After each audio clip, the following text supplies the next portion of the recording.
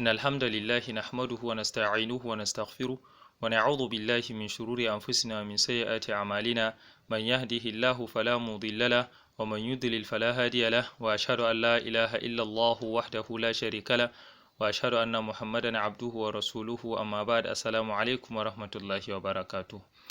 ‘Yan uwa ɗaliban ilimi musamman ahlus sunna wal jama'a, ina mana wannan bayanin ne ba don komai ba sai don so da ke tsakaninmu da kuma ‘yan uwantaka ta musulunci da ke tsakaninmu. Mu gane cewa ‘yan uwantaka da ke tsakaninmu ta musulunci ita ce ‘yan uwantaka wadda take ɗaurewa tun daga duniya har izuwa lahira. To sanadiyan wannan shi yasa na ce in yi wannan bayanin, la'alla ‘yan uwa ɗaliban ilimi masu ƙoƙarin neman gaskiya za su fahimci bayanan da nake yi ɗinnan,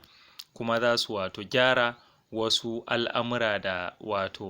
ya kiɗime musu. Don a gaskiya a yanzu ɗalibin ilimi abubuwa ya rikice mishi, ya kuma kasa warware menene daidai menene gaskiya, kuma wanne ne gaskiya wanne ne ba gaskiya ba. Abinda da malamai sun warware ma, to yanzu an sake kawo shubuha ciki. Sanadiyan haka sai na ga dacewar in faɗakar da ‘yan uwa ɗaliban ilimi, la'alla za su fara fahimtar irin wannan, musamman ma waɗanda sun fi shiga garari ɗin, su ne ‘yan uwa ahlus sunna.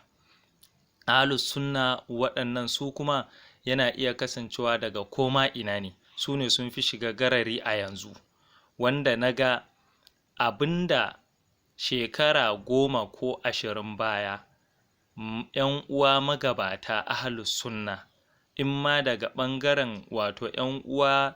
‘yan izala ko kuma waɗanda su ahlus sunna ne amma kuma ba su alakanta kansu da kungiya ba, sun yi kokari sun yake wasu bid'o'i, sun yi kokari sun yake wasu miyagun al'adu, sun yi kokari sun yake wasu abubuwa wanda yake da alaka ma da shirka wanda ake yi, kuma alhamdulillahi an fahimce su, an karɓe su, kuma Allah ya ba su karfi wanda har ma suna iya ce wani abu a Najeriya, duka kuma Najeriya ta karɓa, kuma alhamdulillahi abin sai ya karfafa ya kai inda ma Allah ya kai shi, inda ba a ma yi tsammani ba. To sai kuma an samu wasu a yanzu da sunan ahlus sunna suna bi ɗaya bayan ɗaya da sunan su ne masu ilimi, suna warware waɗannan gini da waɗannan magabata sun yi su, wanda kuma waɗannan magabatan ba don su ba, da su da suke cewa suna da PhD, ai su ne sun yi karatu a kaza, su ne kaza su ne kaza, da ba su samu ainihin karatun nan nasu da suke tinkaho da shi ba. To amma sai ya zamo sun zo kuma suna warware abubuwan da mutanen nan magabatanmu sun tabbatar a kai. In na ce magabatanmu, ina nufin tun daga magabata sahabbai, tun daga sahabbai har izuwa waɗanda suka zo a ɗan kwana-kwanan nan suka bar duniya, akan abin da muke kyautata musu zato. Sun yi kokari sun yake wasu bidiyoyi, amma wasu yanzu sun zo sai suna kawo shubuha a ciki, sai su ce ai wasu malamai sun halatta, wasu kuma sun ce ba bid'a bane, wasu kuma sun ce kaza da sauransu, wanda har suna yi wa ɗaliban ilimi wanda suke kokarin tsayuwa akan gaskiya yarfe da cewa ai zafin kai ne. Sai ya zamo wasu matsorata daga cikin ɗaliban ilimi sai suna tsoron wannan kalima ta cewa ai zafin kai ɗin ne, kar a ce musu su ma haka, wanda mutum ya gane cewa in fa addinin nan ne za ka yi da gaskiya, zafin kai, in an ce ma zafin kai, to kar ka ɗauka wani abu ne ma mai yawa a cikin yarfe da kuma accusation da za a ta yi maka addinin musulunci. Addinin musulunci ya wuce wannan,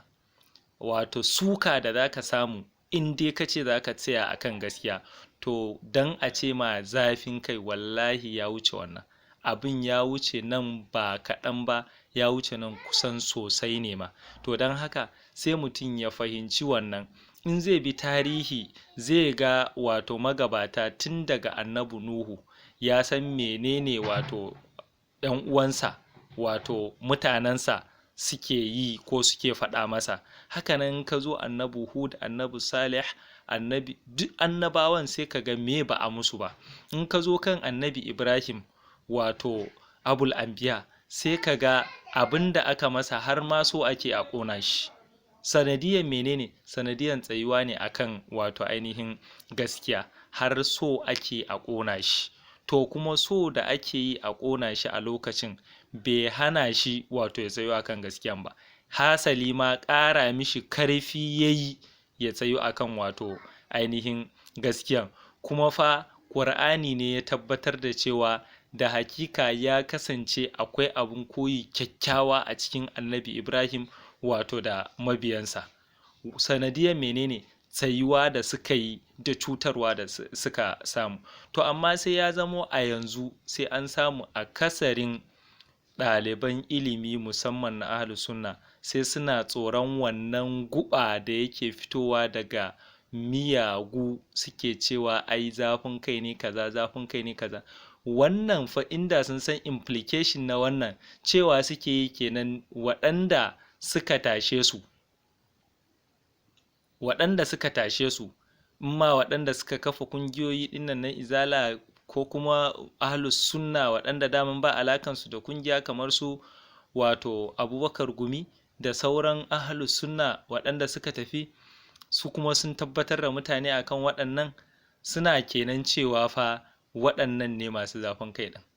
Dan duk abinda yaran nan suna kokarin su nuna cewa wannan abu kaza bid'a ne, kuma wasu suna ta faɗa da su da cewa ai zafin kai ne, ai wane ya ce kaza, wane ya ce kaza din, sai ka ga fa shine fatawan waɗannan magabata. La'alla sai ka ga ko yaran sun wato samo abun ne daga su ko Ja'far Mahmud Adam. Wannan ina ba mu misali ne kawai akan wato na nan kurkusa, amma kuma abu ne wanda za ka samu a littattafai, tun daga littattafai na su ahlus wannan wato Imamu Thauri, ka samu su wannan wato Sufyan bin Uyayna, su Ahmad bin Hanbal, su wato Barbahari, ka samu dudde sai ka ga su Imamu Tahawi, ka samu su wato Abi Zaidin al-Khairawani, duk a kai suke. Amma kuma sai ka ga in yaro ya ce abu kaza bid'a ne, gwargwadon fahimta da yayi na waɗannan littattafai gabaki daya, sai a ce zafin kai ne. To yanzu in dai zafin kai ne, a daina kawai karantar da su waɗannan littattafai din, ko kuma kenan yanzu sai a kawar da karatuttuka da magabatanmu sun yi a cassettes gabaki daya, kamar su Malam Jafar, su Malam Albani, su Abubakar Mahmud Gumi da sauransu gaba daya, a nuna mana cewa zafin kai ne, kuma a kawo wato ayoyi da ya nuna cewa wannan fa zafin kai ne kawai, amma ba wato ayoyi ne ko hadisai ba. Ba za a same shi ba, amma kuma sai ka ga mutane dan kawai kokari da suke yi su rusa musulunci, sai su ce ai abu kaza ai zafin kai ne, amma kuma akwai ikhtilaf akan abun. To tunda kai cewa kai akwai ikhtilaf, to yanzu ba za a samu wato tarjihi ba kenan a abun gabaki daya. To don haka abinda wato ina ba ma wato ɗaliban ilimi shawara shine, na farko mutum ya dage da karatu ɗaya, na biyu mutum ya dage da neman gaskiya. Duk wani abin da ya ga yana shakka ko a gun malaminsa ne, to fa kar shi kenan duk da yana shakkan abun, amma kawai ya sake jiki ya bi saboda biyayya wa malaminsa. Biyayya da yi wa malaminsa a nan,